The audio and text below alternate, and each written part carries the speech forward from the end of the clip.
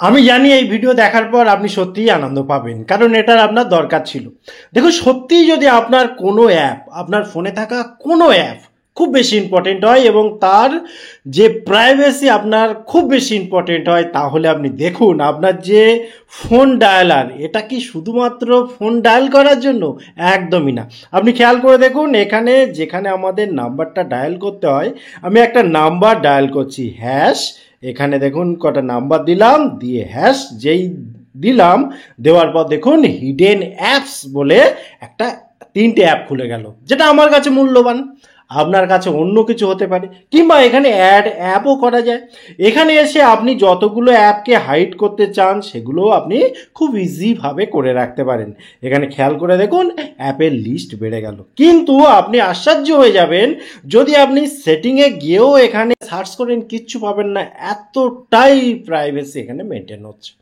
অর্থাৎ যদি কোনো অ্যাপ আপনি গোপনভাবে আপনার ফোনে রাখতে চান, ইউজ করতে চান, এবং আপনি চাইছেন না এই অ্যাপের খবর আপনার কোনো বন্ধুবান্ধব, আত্মীয় স্বজন, এমনকি আপনি যদি কারোর হাতে ফোনটা দিয়েও দেন, সে কোনোভাবেই না পাক ওই অ্যাপটা ওপেন করতে, কারণ ওখানে আপনি দেখলেন কোড মারতে হবে, যেটা আপনি নিজে সেট করবেন, বাই ডিফল্ট হবে না।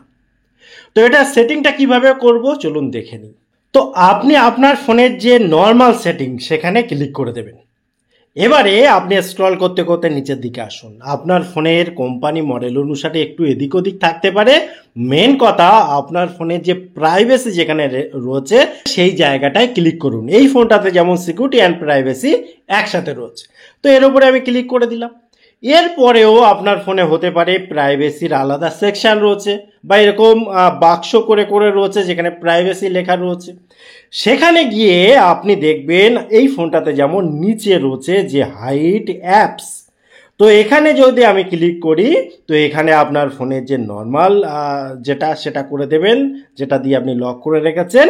এবারে এখানে এসে দেখুন দুটো অপশান থাকে। উপরে যে সেটিংটা রয়েছে না, এই সেটিংয়ে যদি ক্লিক করেন, এখানে যে অ্যাক্সেস মেথড, এই মেথডে আসলে আপনি দুটো অপশান পাবেন। এখানে দেখুন যে অ্যাক্সেস ভায়া হোম স্ক্রিন আইকন, আর একটা হচ্ছে অ্যাক্সেস ভায়া ডায়াল প্যাড। তো আমরা ডায়াল প্যাডটা করব, এটা খুবই ভালো এবং প্রোটেকশন সব থেকে বেশি বলে আমি ব্যক্তিগতভাবে মনে করি।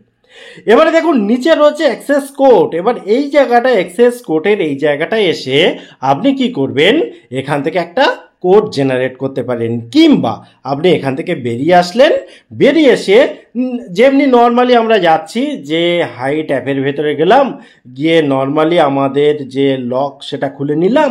এবারে যে যে অ্যাপগুলো আমি হাইড করতে চাই সেইগুলো আমি সিলেক্ট করে নিলাম, এক বা একাধিক, যেটা আমার ইচ্ছা বা পরবর্তীকালে আমি চেঞ্জ করতে পারি, সেটা আপনি প্রথমেই দেখলেন।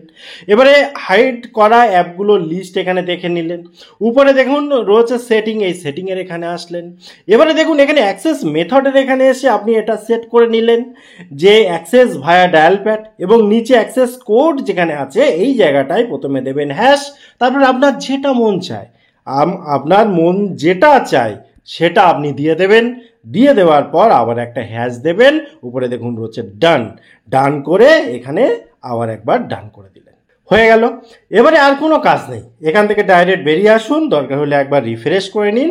অর্থাৎ যে অ্যাপগুলো আপনি এখানে হাইড করলেন, আপনি সার্চ করে দেখুন বা খুঁজে দেখুন, সেই অ্যাপগুলো আর পাবেন না। কিন্তু আপনি কি করে পাবেন সেগুলো? আপনার যখন প্রয়োজন হবে আপনি জাস্ট ডায়াল করুন, ডায়ালের এখানে এসে যেটা ডায়াল করতে হয় আমাদের, সেখানে এসে হ্যাশ, যেটা আপনি কোড বসিয়েছেন সেটা, আবার একবার হ্যাশ দিয়ে আপনি দেখুন সেই অ্যাপগুলো চলে আসলো।